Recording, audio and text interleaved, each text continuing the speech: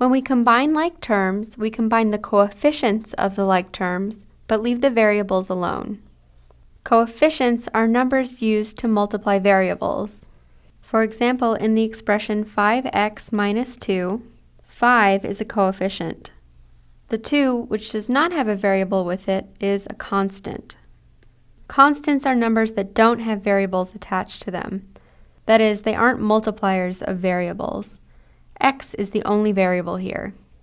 In calculating the cost of the pineapples, we saw that 7x plus 10x equals 7 plus 10 all times x.